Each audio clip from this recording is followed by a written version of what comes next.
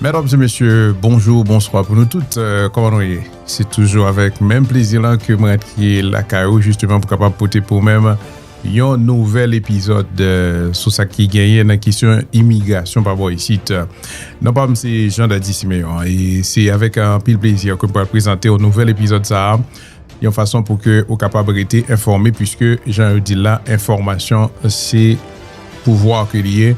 Et en ce sens, encore une fois, j'en ai prévoilé, j'en ai annoncé au lit, fort vive, je dis, vidéo ça, ou qui c'est interview que, eh bien, Ayisyen ça, qui c'est Edwin Raymond, lui-même, il était bail avec Pix 11, justement, pour que les capable de parler de démarches que lui-même il a fait comme un petit immigrant, un petit haïtien, qui lui-même vient devenu Sherif dans Nouyòk.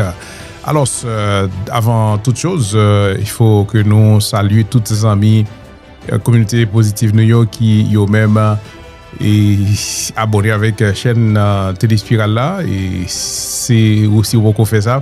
Descendre en bas, justement, ce petit cloche là, pour qu'on puisse faire ça. Et comme ça, pas oublier mettre sur toute. Là nous gagnons une vidéo que nous projeter que nous poster eh bien n'a pas chance de joindre une notification que YouTube a voué bah nous en façon pour que nous capables de regarder là et partager également avec toutes l'autres amis nous et sans aucun problème et m'a fait nous connaître également et c'est toujours un plaisir de nous recevons là et qu'on commente de la part de vous-même puisque c'est pour même n'a pas fait genre de travail ça yo. Et ça capable de permettre que nous porter ou bien amélioration dans le travail là. Alors, nous saluons également tous les amis qui prennent service dans le IPP dans 3501 West 28 suite 505 dans Kissimi. Mais quel que soit côté courrier dans 50 stétio, vous capable toujours aller nous dans 407 284 22 40 pour capable prendre service immigration, taxe, HTK et 20K. Ou besoin de documents en Haïti, aucun problème, on est capable de nous pour nous capables de gérer ça pour vous, que ce soit au niveau de l'archive nationale, que ce soit au niveau de ministère des Affaires étrangères pour une légalisation par exemple. N'a pas saluer tous les amis qui viennent prendre service à et nous et qui ont même pas hésité les amis qui besoin faire un power fatoni, c'est venir joindre nous dans 3501 bien relais nous sans aucun problème. N'a pas saluer également tous les amis qui ont même patronné ou du moins sponsorisé et genre de épisode ça yo. N'a salué Carlos Inc qui dit même bah bon Jean parfum pour tous jeunes gens galants yo qui a acheté parfum que ce soit pour tête yo, pour madame yo, pour ménage yo ou bien pour petit yo ou même pour amis yo. Ou capable de joindre parfum par 3 par 6 par 12 et même par palette sous tablé faire business. Donc, que ce soit en Haïti ou bien ici aux États-Unis, mettez numéro ça sur WhatsApp, c'est 321 344 50 22 321 344 50 22 pour capable joindre service ça que vous capable délivrer une palette parfum pour vous et pour même vendre parfum et j'en voulais faire corbeau, faire l'argent et puis you're good to go. Ensuite, on avait salué également toutes les amis qui ont même et en Haïti, par exemple, qui prend service à tout, dans Carlos Inc, dans Tabar, dans la Plaine, dans Route de Frères, Delma, sans fil, eh bien, ils m'ont dit, bon, dis nous, mettez numéro ça tous et WhatsApp nous, comme ça nous capables de contacter pour nous capables de jouer une palette parfum par nous tout, même en Haïti, numéro à l'autre 321 344 50 22 pour capable de jouer un service pour là. Et puis, enfin, on a pu saluer tous les amis et PPO qui en fait toutes les amis 360 physico-médecine monde qui tombe dans caille qui tombe dans travail ou bien qui fait accident automobile c'est là pour nous aller justement pour que nous capables et prendre service. J'aimerais dire nous là donc nous pour aller projeter pour même interview ça qui c'est une interview que nous devons apprécier, c'est Pitit Haïsyen qui fait interview ça, c'est un petit Haïsyen qui arrive dans haut niveau ça qui vient il y a Sherif qui lui-même déclaré que lui pas prendre l'ordre dans mes Ice, lui pas collaborer avec Ice, lui-même lui passer instruction avec tout soldat yo, ou même yo fait travail yo, gens ça doit fait mais quant à Ice là, c'est FFI ni ou pas collaborer ensemble avec lui. N'a aller donc justement suivre n'a prévito et pas oublier on like avec vidéo ça. On aller justement pour nous capables suivre ensemble avec moi. And Sheriff, great to have you here on Picks and Politics' first appearance. Congratulations on the appointment. Good morning, Dan. Thank you. It's a pleasure to be here. I want to begin with a bit of kind of a basic breakdown, right? I want to know what the difference is between a New York City sheriff, and a lot of people don't even know there is a sheriff in New York City, versus that of the NYPD and the NYPD police commissioner. Yeah, I'll have to say, since the appointment, the number one thing I get is I didn't even know we had a sheriff. Right. So if you think of NYPD as criminal responsibility, the sheriff's office would be responsible for civil enforcement. Okay. So the sheriff's office is the chief civil enforcement office for the city of New York. So handling things like orders of protection. We work very closely with the mayor's office of deed theft prevention with Director White, as well as essentially court mandates and court judgments. So do you work closely with the NYPD?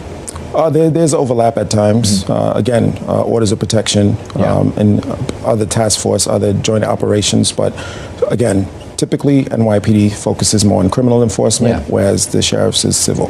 Yeah, and as I mentioned at the top, you spent over a decade with the NYPD. And after your time there within the NYPD, you wrote a book. It was called An Inconvenient Cop, My Fight to Change Policing in America. And you wrote, I want to just read a quote from it. I put it up on the screen right here. 14 years behind the curtain, I've opened my eyes to the yawning gap between police's ideal potential and the stark reality of its failures. It's a powerful statement you wrote there in that introduction of your book, and it's a powerful book overall. Do you feel overall that changes have been made within the department, and how would you like to bring change to your own department now within the sheriff's office? Well, where policing, not just in the city, but in the nation, where it's been when I started my career 18 years ago and where it is now, there's definitely been improvements. But in my current position as the New York City Sheriff, I want to bring structure. I want to move to a level of excellence, right? Building out new units, just a different way of doing things, making sure that it's clear between uniformed staff and dedicated support staff that our goal is excellence. You know, you wrote the book, and like I said, it was a powerful book. When I told people that I was interviewing you today, a lot of questions, and the number one question I got was, if he had such an issue with law enforcement, what drew him back in? So what drew you back? Well, the issue wasn't with law enforcement as a whole, right? When you call out deficiencies, it's because you wanted to improve. That's you know, I still very dedicated public servant. It's one of the, you know, it's cliche, but it is a calling, and you know, I've answered the calling. Yeah, and in fact, the mayor at your appointment said that you, quote, represent the kind of public servant that New Yorkers deserve. He said you were principled, courageous, and deeply committed to justice. Those are the Mayor Zoran Mamdani's words. And the last sheriff that had this position obviously is under investigation. It is home raided. He was let go from this. So what is your vision now to bring some order back to the sheriff's office when it kind of was left in a bit of turmoil? Yeah, well, again, it's been 2.5 months in the position, and I think it's pretty clear with staff that our direction is staying within legal parameters, integrity, fairness, you know, treating people humanely. These are the goals of the office.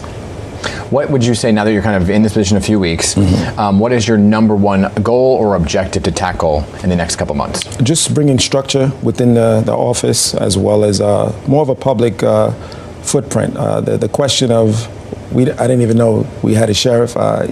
Hopefully in 12 months people won't say that anymore. Yeah, so how do you change that? How do you change that mindset and that shift of mentality of, and when they see the sheriff's off, you know, you're in a uniform, they might confuse you right away for somebody within the NYPD. Correct, yeah, and I spent 15 years there.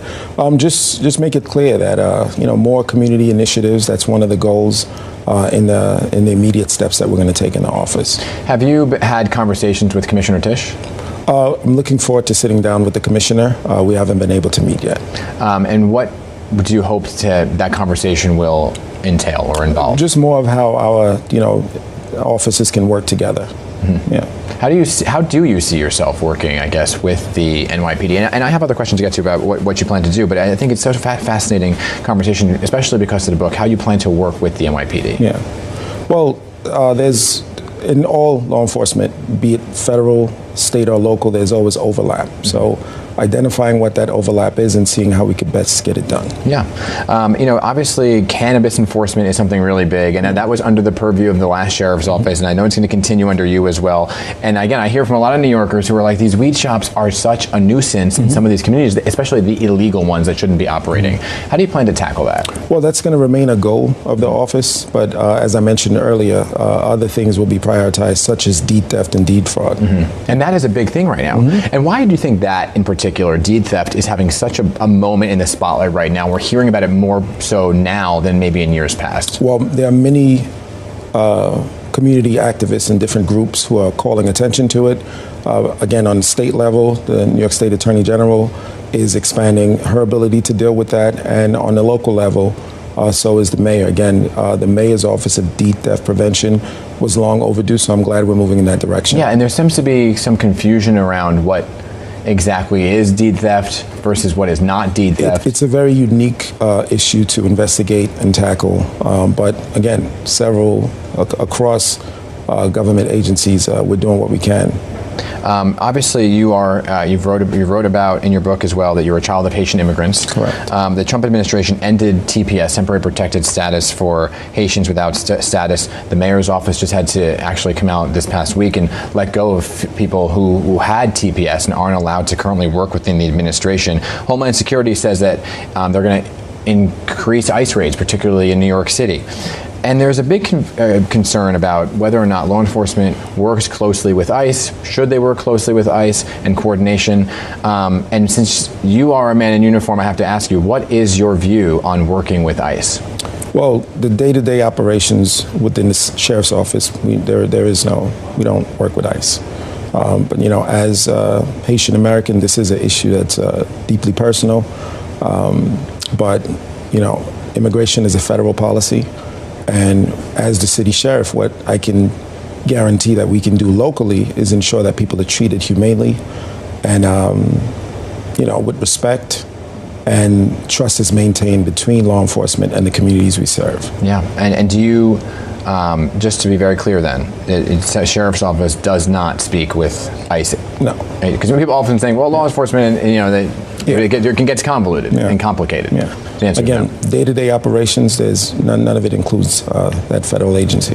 I want to talk about the relationship you have with Mayor Mamdani as well, because I think it's very interesting that the sheriff is appointed, an appointment by the mayor. Yeah. So what is your relationship with the mayor, and how did you get that call? Okay. And what was the immediate thought for you? Was it an immediate yes, or was it I need some time to think about this? So a little bit of history about the sheriff's office. This is the 400th anniversary of the sheriff's office, so that predates 400 years, and people still don't know there's a sheriff. Exactly. Think about that, right?